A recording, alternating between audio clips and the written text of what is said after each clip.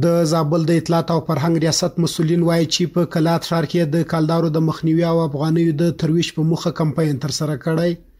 د زابل د اطلاعات او فرهنګ ریاست د اطلاعات امیر وایي د علي قدر امیر المؤمنین حفظه الله د فرمان پر اساس په دغه ولایت کې د افغانیو د ترویج په موخه کمپاین ترسره کړ او پر مهال له خلکو وغوښتل سول چې په افغانیو راکړه ورکړه وکړي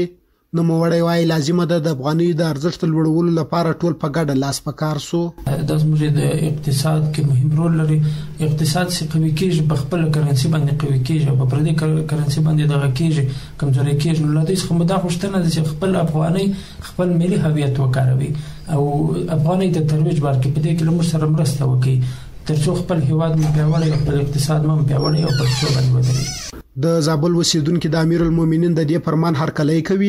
او وايي غواړو په خپل افغانیو باندې راکړه ورکړه وکړو خدا فرمان موږ محکم دا ویلو په زاړه رژیم کې خلکو ته ویلو چې موږ د افغاني غواړو کلدار نه غواړو خو چا د څنګه نو کړی چې اقدام نه مګر دې فرمان مو خوشالي صدا فرمان صادر کو د موږ ټول افغانانو مسلمانانو په ګټه د فرمان د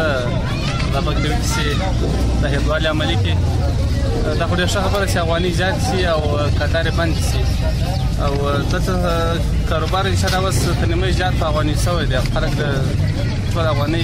استعمالي استفاده کوي د یادونې وړ ده چې په زابل کې دا کمپاین په داسې محل پیلیږي چې وړاندې د هیواد په یو شمېر نورو ولایتونو کې هم د افغانیو د ترویج او ملي هویت د پیاوړتیا په موخه کمپاینونه ترسره شوي